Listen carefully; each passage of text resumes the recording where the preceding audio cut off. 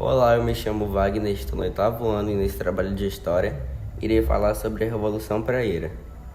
Primeiro precisamos comentar sobre o contexto brasileiro nos meados do século XIX, após o golpe da maioridade, que permitiu que Dom Pedro II se tornasse imperador com apenas 14 anos. Começa o segundo reinado. Nesse período, havia disputa entre dois partidos. O Partido Liberal apoiava a descentralização de poder e era formado por grandes proprietários rurais de terras na região Centro-Sul. Já o Partido Conservador defendia a centralização de poder e era formado por grandes comerciantes e proprietários rurais das regiões Norte e Nordeste, além de funcionários de alto escalão do governo.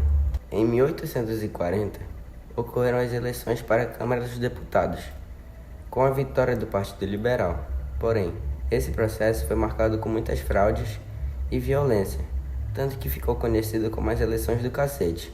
Por conta disso, Dom Pedro anula o resultado e estabelece um novo ministério, composto apenas por conservadores, que tomaram medidas favoráveis à centralização do poder.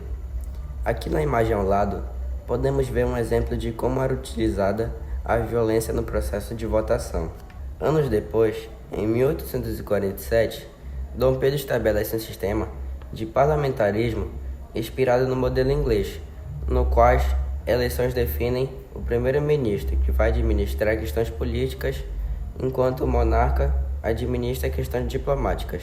No entanto, o modelo brasileiro era diferente. O imperador tinha amplos poderes e se sobressaía em relação às outras instâncias por conta do poder moderador.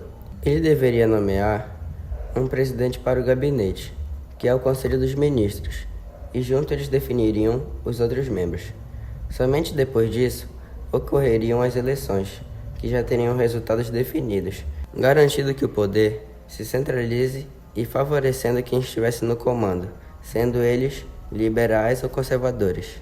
Agora, falando sobre os principais fatores que motivaram a ocorrência da Revolução Praieira, temos como base de tudo isso a insatisfação popular na província de Pernambuco. A distribuição de terra se dava de forma extremamente desigual, com uma parte muito pequena destinada às pessoas mais pobres, que também passavam por dificuldades econômicas. Além disso, o poder estava nas mãos das oligarquias rurais, dos comerciantes portugueses e dos conservadores, o que desagradou o lado liberal.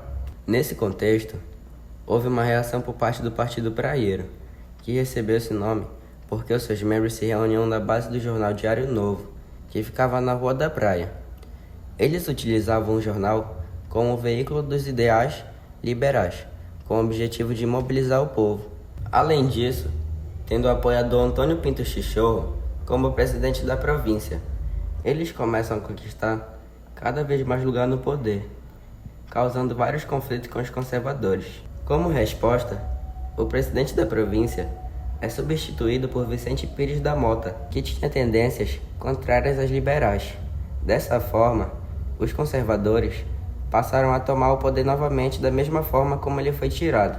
Tudo isso acabou servindo como estopim para a Revolução Praieira em 1848. Quanto às consequências desse acontecimento, precisamos falar sobre como se deu a Revolução Praieira.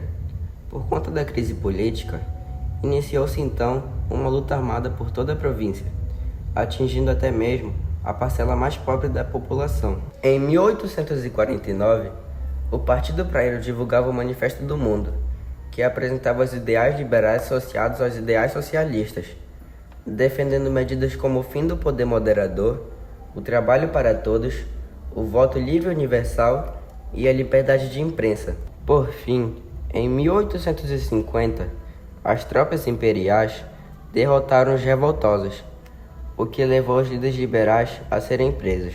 Após isso, Dom Pedro II e o presidente da Câmara dos Deputados passam a compor o gabinete com membros do Partido Liberal e também do Partido Conservador, com o objetivo de evitar possíveis conflitos.